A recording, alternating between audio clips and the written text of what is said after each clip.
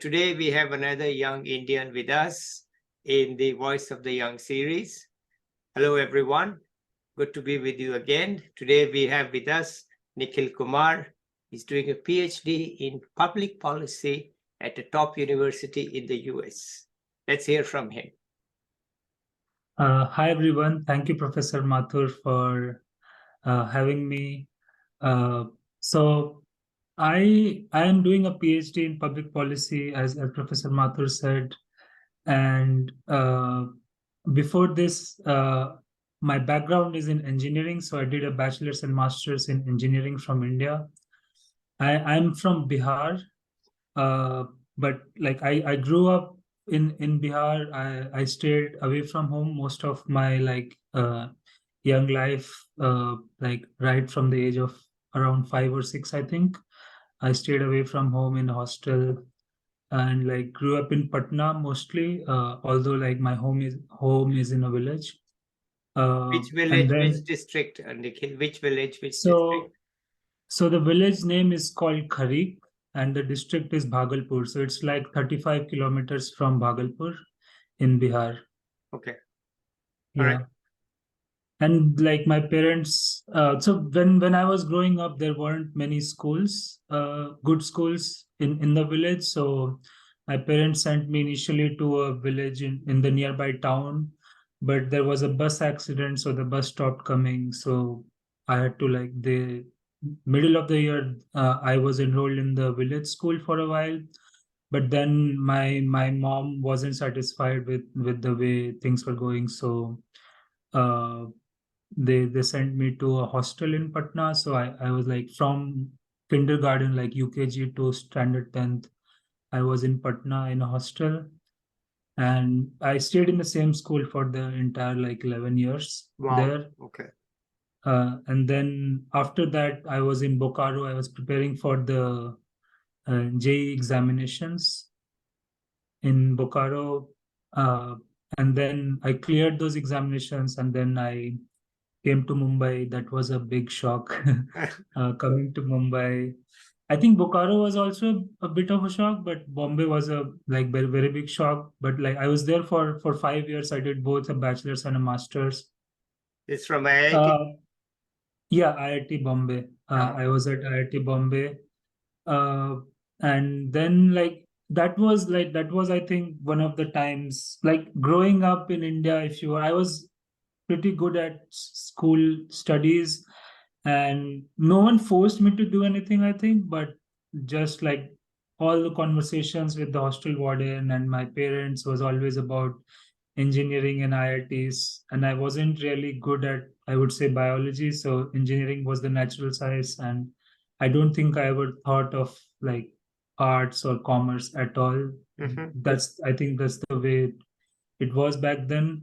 And uh yeah, like just it felt natural to go to engine, like try for IITs. So and I didn't want to stay any longer in Patna, so I moved to Bokaro. I wanted to get out of the hostel mainly because it was a very restricted place. Yeah. You couldn't step out outside of going to school. What So school was that?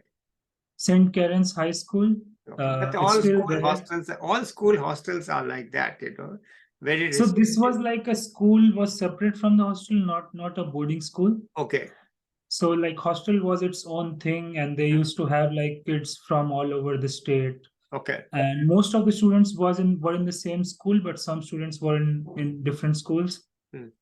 And they used to like have their own bus and everything. Okay. So we used to, so it was like a separate residential Understood. thing Understood. yeah.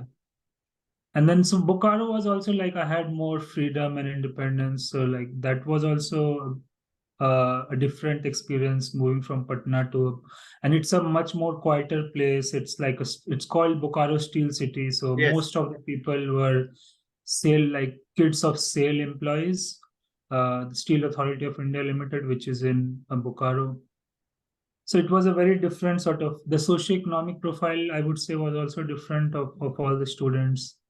And I got into IIT Bombay, and that was like I think once I got in, like we are trained to sort of think that once you get into IIT, like you have achieved something, Yeah, but no more one than tells you that life starts there, right? It's so I think like it was a very in both in terms of academics and in terms of like just the city and the culture, it was a big shock. I struggled a lot, I think I would say the first 2 years, just sort of trying to both like settle in and both academically, but also settle in general. And I think starting second year, I realized that engineering wasn't my sort of it wasn't going to sort of be what I would do later on. I realized pretty early on, but I think at the start of second year, I was like, no, this isn't going to work out long term. So I tried to get out, but thankfully I didn't leave. I think at the end it has worked out quite well. But I think at the time I wanted to get out. Like, but then my parents and everyone sort of tried to convince me to stay, and I did stay. And I think at that point, because I wasn't really interested in engineering that much, I used to do like the bare minimum in terms of classes, but I started reading a lot. I don't think I had read a book in my life apart from like the textbooks right. before that. So I started reading newspapers a lot. Like I used to read like two or three newspapers. Not, I would say, don't, I won't say like front to back, but like the major stories I would read entirely. And I used to especially read all the like editorials and opinion pages. Mhm. So I started to read a lot, started to gradually read books a lot as well. And I think there was like the social sciences department, humanities and social sciences department at IIT Bombay. They were trying to start a program in economics, a bachelor's program in economics at IIT Bombay. So they were hiring faculty, and like there were talks around like social issues, economics issues, which I started to attend. And I think those were the things that sort of gradually moved me in the direction of doing something related to economics or public policy. And then I applied for a master's here at Boston University in the US. I had applied to a couple of places. Boston University offered scholarships, so I just took that offer basically. And the program was good, I think, and they had like a research assistant component as well, which sort of gave me a flavor of like what day-to-day research looks like. Because from the outside, like I don't think I had a very sort of clear Okay. picture of what the day-to-day thing is. Mm. It was more of a rosy picture of like doing research, but I think I got a flavor of that. And yeah, then I worked for a year as a research assistant. So you couldn't have Uh, got bad marks in engineering, right? You must have got good marks. Otherwise, they wouldn't have admitted you for the masters, right? I think I wasn't bad. So my GPA was like just at 8 out on a scale of 10. Uh, So if you rank me like in my class, I wouldn't be like in the top 20% or okay, fine. 30%. All right. So yeah, it was, but I think I think the perception of like an IIT tag helped a lot, I think, Yes, because of that course. sort of puts a lot of weight. Because like especially coming from a non-econ background, like if I had come from say a St. Stephens or a DU economics DSE, I think people sort of recognize those names. But if I had come from say a non-IIT engineering college, probably people wouldn't have recognized. So I think that helped a lot Okay. in terms of getting in. Yeah. Okay. So how was BU? BU was good. I think especially for me, I think the program was such that like I could. It wasn't like. First of all, I realized after coming to BU that economics is quite mathematical, Hmm. which was it helped me because like I didn't have. I was a bit nervous initially that like I'm moving to a different field.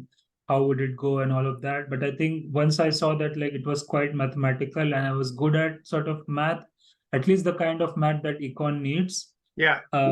I found I adjusted quite easily, I think, to economics, and I like some of the faculty that I got to do courses with and then work as an RA. Uh, Especially one of the faculty. who I'm still in touch with, and I see him sometimes when he visits Harvard for a seminar or something like that. He was like really, he pushed me a lot while applying for both RA programs and also for PhD programs. So I think BU was overall, I think, a very good experience. Okay. All right. Wonderful. So when did you, what did you do after your master's? I applied for some research assistant positions, like right along the time when I was finishing. And I applied to like, I think probably 30, 40 positions, and I cold emailed a lot of people. And I think I got a lot of rejections, but somewhere something clicked, and I got a research assistant position at Harvard University again. And I worked with Professor Rima Hanna and Ben Holken for roughly like 15 to 16 months. Most of the projects were based in Indonesia, so development economics related work, like related to impact evaluation, studying like urban transportation networks. So I was doing mostly like data analysis for papers that they were working on, and this was also like a good exposure.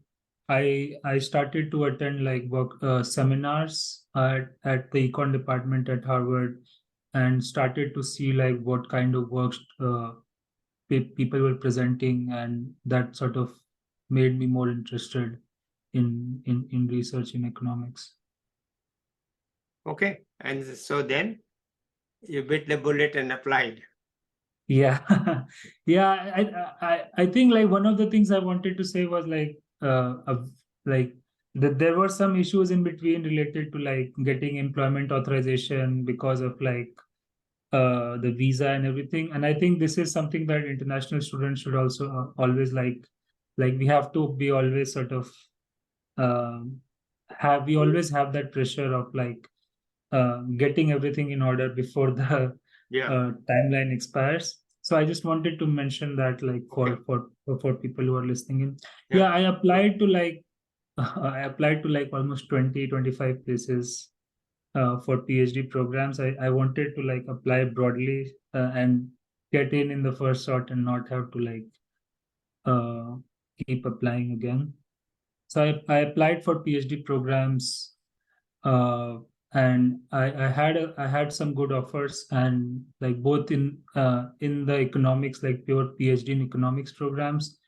And this was like, and but I ended up doing a PhD in public policy. So this program has like multiple tracks, and there is an economics track in the PhD in public policy program at Harvard, and which is what I am in right now. Okay. And what of the future?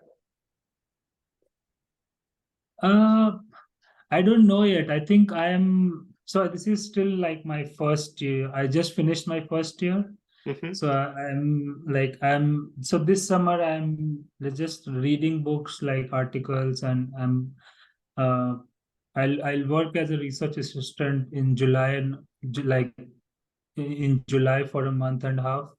And then yeah, I'm interested in doing work in development policy, focusing primarily on India. That is, I think that is like my sort of, I think growing up, I think because of one of the things like I sort of always remember is when I used to come back from Patna to home, over time, what I found was like, even when I go back now, there aren't many good schools in the village. There are some, but what I find now is like a lot of kids just go to the nearby city like Bhagalpur or another like small town by bus.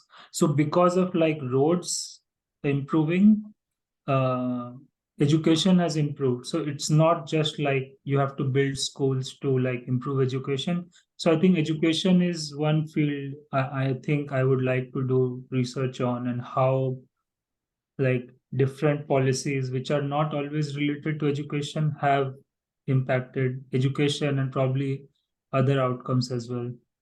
That is something I'm interested in. So when was the last time you went to your village? Last year. So I'm going back again like in 10-15 days. But I went back last year. And I think like there is always like a big change. So even I remember when I like last year when I went back home, like you could get orders for like Amazon or Flipkart in the village, and like the delivery and the return and everything. So I think uh, that was also like a big sort of uh, change for me, because I remember when I had come for the first time in the US in 2019, it wasn't as smooth. So I think like the logistics infrastructure has probably improved a lot. So this is again something that I'm interested in doing research on, like how improvement in logistics infrastructure is changing like local economies, especially like small villages and towns in India. So are you the first person from that village to go to the US? As far as I know, but I wouldn't be surprised, because like my father always keeps sort of finding out people who are sort of in the US or in the UK or somewhere. So I wouldn't be surprised if there have been people uh who have moved here. Yeah. Okay. All right. So you are, but they still see you as somebody who has accomplished a lot, or they see you as, oh, well, this happens here all the time.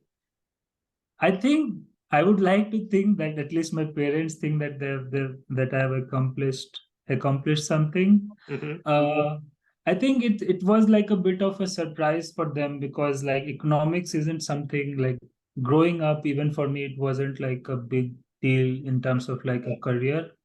I think so.